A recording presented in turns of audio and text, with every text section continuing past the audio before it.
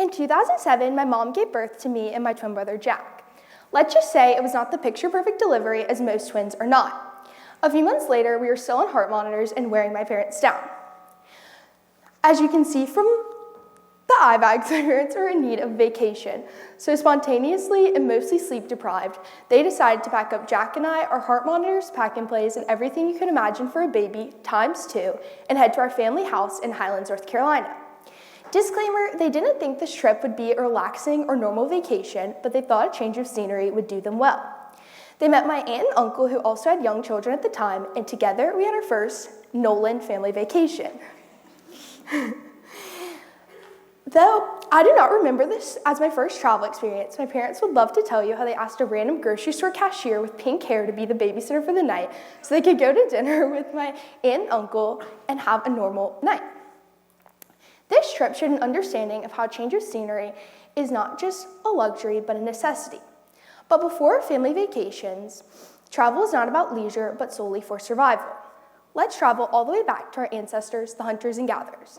The hunters and gatherers lived nomadic lifestyles. Nomadic means wandering. Around 10,000 BCE, humans did not have stable homes or really homes at all.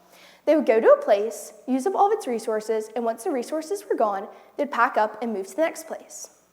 Travel back then was not about enjoyment or experience of new things. It was solely for survival. Now let's travel thousands of years later to ancient Rome.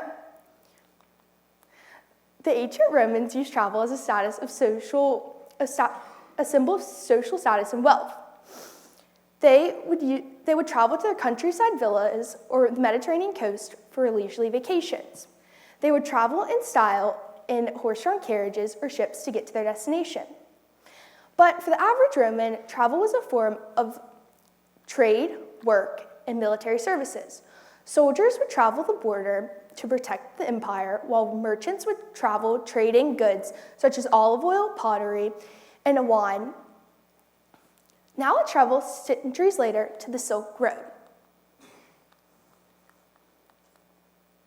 The Silk Road was an ancient trade route that was 4,000 miles long that connected China and the Mediterranean. This allowed for people in different countries to trade goods with one another. People would trade spices from India, paper from China, and furs from Siberia. But not just goods were traded, but also cultures, innovations, and ideas as well. But let's travel to a more present day, last summer. Last summer, I went to camp with a company called Moondance Adventures. We did activities such as whitewater rafting, service, and trekking up to see Machu Picchu. I was most excited to meet new people and experience the Peruvian culture because I've never been there. One of our phases of the trip was doing service in a district called Corca. To get to Corca, we had to take a 2-hour-long bus ride from one side of the mountain to the other. We went from the lively city of Cusco, Peru. This was full of culture and tourism with nice hotels and restaurants, to crossing the mountain to getting to the simple town of Corca. This was the first time I've ever been immersed in a culture that's completely different than my own. Every place I've traveled to is different from home but has its similarities. But Corca was like something I've never seen before. Experiencing life in Corca opened my eyes to the realities of how different cultures change our way of living, and how it's important to get out of your comfort zone and experience new things to positively impact our daily lives. Culture boils down to this. It is our way of being and what influences our beliefs. You experience changes in culture in big and little ways each day. For instance, in New York, chugging a cup of coffee and eating bagel is unique to the New York experience. But in different countries like France or Japan, eating and walking might be seen as strictly two separate activities. Culture is the religious practice, holidays celebrated, and the recipes passed down from generation to generation. It is our way of communication and what makes communities communities. Travel also brings people closer together. Let me talk to you about my camp friends. I went to Camp Highlander from I was 6 years old to when I aged out at 16. I would go each summer for 2 to 3 weeks without my phone. Their motto is, you have to disconnect to reconnect. Each summer, I become best friends with the girls in my cabin. And by the end of the session, it is impossible to imagine what life is like without them. It's closing day, I'm all packed up, and my parents come to pick me up. They give me back my phone, and group chats are already being made. We texted them all day and night, but as the days go by, we were away from Highlander, the texts begin to fade, and so does our connection. That is because keeping an internet-based relationship is merely impossible because we are not able to pick up on nonverbal body cues, which is a big part of communication. That is why it is so important to visit people that you do not normally get to see because of distance. I'm awful at answering Snapchats and text messages, and so once the summer has come to an end and schools begin, it is like my camp friendships are a distant memory.